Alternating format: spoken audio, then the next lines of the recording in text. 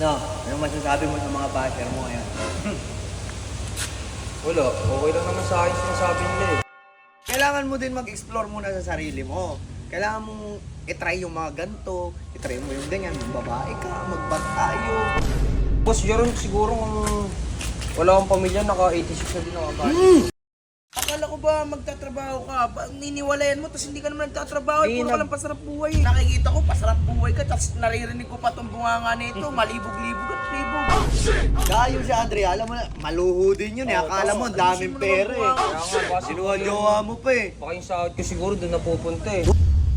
Ito totoo naman talaga eh. Tsaka, pag ano, more babae, more blessing. Yeah. Jeron, tigilan mo nga yung mga ganyang bunganga mo. Baka palayasin din dito eh. Yan. Ano? Anong masasabi mo sa mga basher mo ngayon? Wala, okay lang naman sa akin sinasabi nila eh. Ito naman mga ano ba mga basher mo ngayon? Mga ano? Sinasabi kasi nila sa akin, Boss Jeron, na hindi ka daw kayang panindigan yung ginawa ko, mga ganun. Lo! Bakit ko daw iniwan yung pamilya ko? Tinginan tong mga to. Gusto pa talaga ng ano. Alangan naman, pinanindigan na nga saglit eh. Alangan naman gusto nyo ituloy pa. Okay na yun, mga konti lang. Tama. Para at least. Di na ako masaya eh. Siyempre, dapat pag di ka na masaya. Diba? Oo, tama yun. Hanap ka ng iba. O yan. Pag di ka na masaya, manap ka ng ibang ano, putahe naman. Yan. Oo, iba-iba. Tikim-tikim ba? Kumbaga mag-ano ka para, Iba't kung ibang- gusto mo, panganay mo lahat-lahat eh. No? Iba't ibang flavor Boss kasi. Jeron, gusto ko yung mag-grow ako. Yung, kumbaga, maabot yung mga O yun pangarap nga, ko. part pa rin yun ng grow. Kailangan mo din mag-explore muna sa sarili mo. Kailangan mong i-try yung mga ganito, i-try mo yung ganyan, yung babae ka, magbat tayo.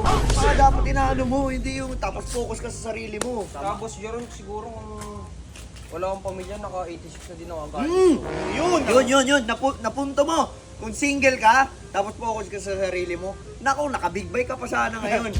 Inuna mo anak kayo, malibog ka din eh. Sayang yung panahon. Ano sasabi niya? Ito, pinapapokus lang namin sa sarili niya para Ikaw bulit. Akala ko ba magtatrabaho ka?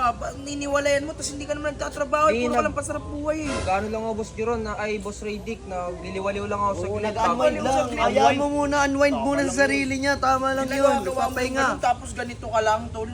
Papatunayan mo naman na may iba kang gagawin. Okay, sanang hiniwalayan mo. Pero nakikita ko, pasarap buhay ka. Tapos naririnig ko pa itong bunganga nito. Malibog-libog at libog.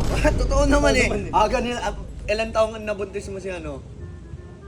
20. Aga naman! Aga mo malibog ka! Sinasabi mo na naka-86 ka sana kung hindi ka nag-asawa. Pero huwag mo naman isisingin sa asawa mo. Tsaka yung si Andrea, alam mo na, maluho din yun eh. Akala mo, daming pera eh. eh. Totoo naman eh. Kaya nga, boss, Sinuha-jowa mo pa eh. baka yung sahod ko siguro doon napupunta eh. Oo, tama yun. Doon talaga napupunta.